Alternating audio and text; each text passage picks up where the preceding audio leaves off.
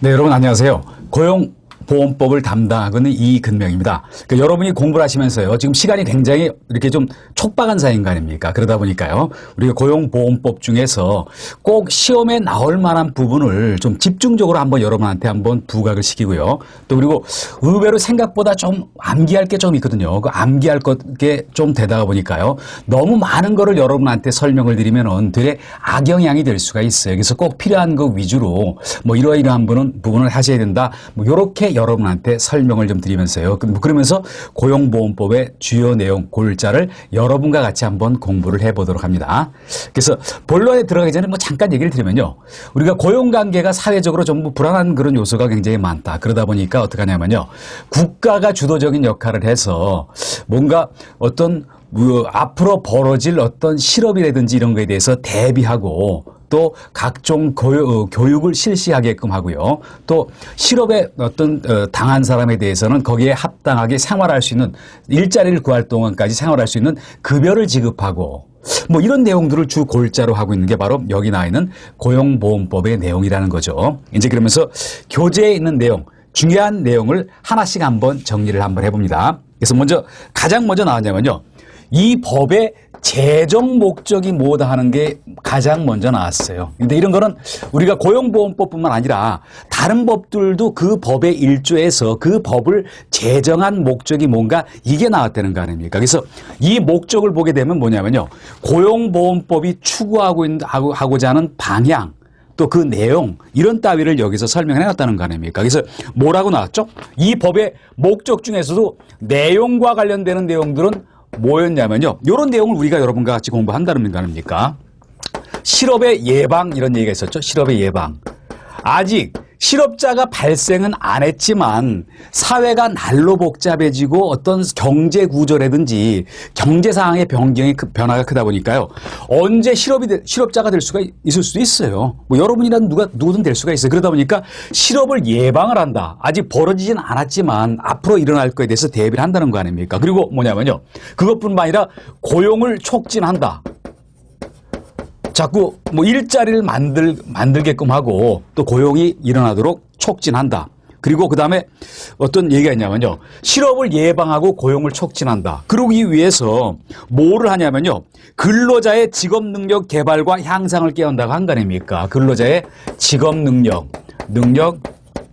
향상과 개발을 꾀한다.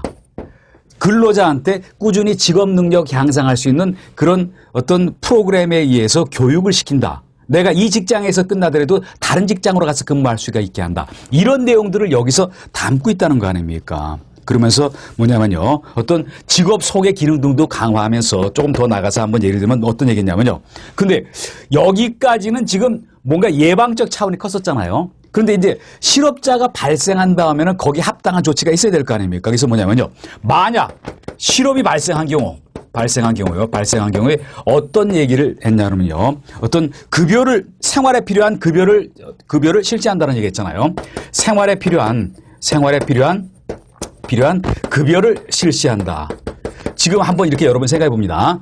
뭐 근로자의 경우에는 물론 뭐 충분히 저축이 된 분도 있고 안 된 분들도 있는데요. 근데 지금 뭐 이렇게 급여 수준이 과히 높지 않은 그런 집단도 많다가 보니까 내가 지금 저축금도 얼마 없어요. 그런데 실업이 발생했다. 그러면 당장 뭐 지금 생계에 직접적인 타격이 올 거 아닙니까? 그러다 보니까 실업이 발생했을 때 생활에 필요한 급여까지 실시를 한다. 이렇게 함으로써 뭐 그다음에 안 씁니다. 그렇게 함으로써 뭐라고 했죠?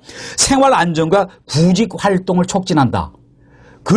실직한 근로자가 편안하게 직장을 구할 수 있도록 어떤 생활 안정과 구직 활동을 촉진한다. 그래서 결국 궁극적인 목적이 뭐였죠? 마지막에 이런 것 등을 통해서 뭘 했냐면요. 경제사회 발전에 이바지하는 것을 목적으로 한다는 얘기 한 거 아닙니까? 경제사회 발전에 이바지하는 것을 목적으로 제정한 법이 바로 여기 나와 있는 우리가 같이 공부할 고용보험법의 내용이다. 이렇게 여러분 봅니다. 물론 나중에 문제를 할 때 여러분하고 한번 이렇게 다뤄보겠지만요. 이렇게 각종 법의 목적을 물어볼 때는요. 이 법의 제정 목적 아닌 걸 찾아라 그래 놓고 다른 데서 하나 갖고 끼어 들어와요. 그런데 만약 이런 내용에 하나라도 집어넣고 만약 산업재해 이런 거 나오면 그건 아닌 거 아닙니까? 그건 바로 별도의 법이 있어요. 그래서 그런 의미로서 요걸 한번 보시길 바랍니다. 그리고 항상 그 다음에 뭐냐면요. 해당 법에서 사용하는 각종의 용어라는 게 있어요. 그래서 그 용어에 대해서 이렇게 여기 정의를 내려놨다는 거 아닙니까? 뭐 저는 한번 이렇게 생각해요. 물론 다른 부분도 다 중요해요. 그렇지만 무슨 법이 됐든지 간에 그 법의 용어는요. 아주 기본 중에 기본이에요. 기초라는 거 아닙니까? 그래서 용어의 정의에 대해서는 아주 키워드만을 한번 봅니다. 먼저 우리가 직업 상담을 알기 위해서는 상담이란 뭔가에 대한 기본 개념이 정립이 되어야 됩니다.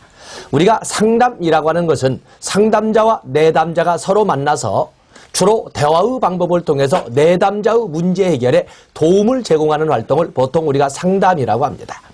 때문에 이 상담이라고 하는 것은 주로 언어를 매개로 하는 대화의 그 방법을 사용을 하게 되는데 그 대화의 방법에 단순한 이야기만 하는 걸 가지고 우리가 상담이라고 하지는 않습니다.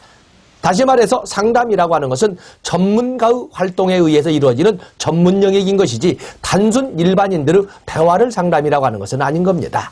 그래서 우리가 시험용어로 하기 위해서는 이 상담의 개념을 한번 정리하고 그리고 그에 의해서 진로 상담, 그리고 직업 상담, 그리고 산업 상담 이렇게 우리가 점차 범위를 좁혀가는 이런 강의를 진행하도록 하겠습니다. 자, 먼저 우리가 상담이라고 하는 것은 상담.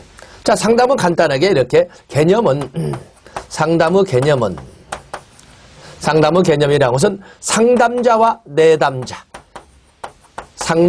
카운셀러와 카운셀리, 상담자와 내담자가 만나서 이걸 우리 만나서는 구어체가 되니까 이것을 이 문어체로 상담자와 내담자가 면대면 관계 속에서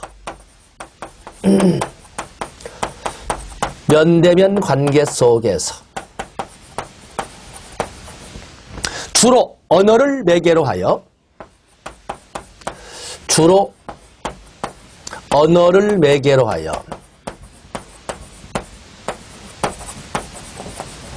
내담자의 문제 해결을 돕는 내담자의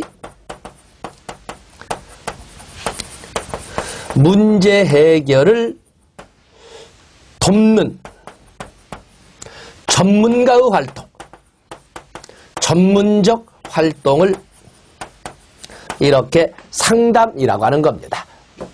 우연히 옆집 아저씨 만나서 벤치에 앉아서 하는 얘기를 상담이라고 하지 않는 것처럼 이건 전문가의 활동입니다. 똑같은 이 문장을 가지고 분석을 할 적에도 면대면 관계 속에서 여기에 초점을 둔다면 이것을 우리는 면접법이라고 합니다. 소위 면접법이라고 하는데 이 면접법이라고 해서는 서로 얼굴을 맞대고 하는 것처럼 서로 얼굴을 마주보면서 면접법이라고 하고 만약에 똑같은 용어에서 사용할 적에 주로 언어를 매개로 하여 하는 영역에 초점을 둔다면 이것을 우리는 서로 마주보고 이야기한다 해서 상담이라고 이렇게 설명할 수 있는 겁니다. 그래서 여러분 지금 내일 적어드리는 것은 시험에 문제가 나올 적에 면접이라고 문제가 나오던 상담이라고 문제가 나오던 그 문제는 같은 문제라고 여러분들이 염두에 두고 접근하시면 되는 겁니다. 그래서 이 상담은 주로 언어를 매개로 하여 이것은 우리가 실질적으로 많은 언어장애, 청각장애 이런 많은 가슴 아픈 사람도 있기 때문에 주로 언어를 매개로 하여 이렇게 하는 거거든요. 설사 언어장애가 없다 하더라도 아직은 발달상 소위 미성년자 성 문제로 인하여 많은 고통을 받는 아주 어린 애들, 서너 살, 너댓 살 되는 애들은 어른의 용어를 이해하지 못하지 않습니까? 그렇다고 해서 걔네들이 어떤 언어 장애가 있는 것도 아니지만은 그 눈높이 표현에 맞추기 위해서 언어도 사용하지만 언어가 아닌 또 다른 상징물이나 인형 등을 이용해서 대화를 하는 것도 대화라고 하지만 소위 어떤 교신을 하기도 하는 거거든요. 그래서 주로 언어를 매개로 하여 한다 해서 상담이라고 합니다. 상담에 보통 우리가 상담의 3대 구성 요소 상담의 3대 구성 물론 이렇게 3대 구성 요소라고 내가 억지로 이 판을 짜는 것 같습니다만은 이것은 오늘날에는 옛날과는 달리 워커 중심이 아니라 클라이트 중심 공급자 중심이 아니라 수요자 중심, 생산자 중심이 아닌 소비자 중심인 것처럼 상담자 중심의 시대에서 이제는 내담자 중심의 시대로 이렇게 돌아왔거든요. 그렇기 때문에 어떤 상담의 원칙보다는 상담의 내용에 초점을 두는 이런 시대이기 때문에 오늘날에는 인간 중심 상담이라고 합니다. 그래서 3대 구성 요소에는 뭐 뒤에도 다룰 때가 있겠습니다. 3대 구성 요소에는 수용,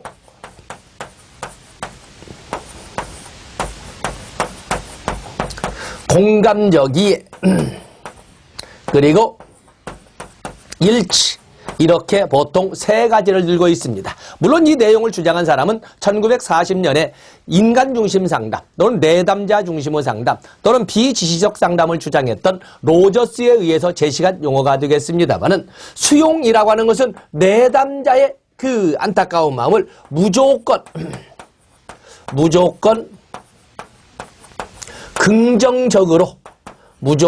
긍정적으로 받아들이는 것을 우리가 수용이라고 합니다.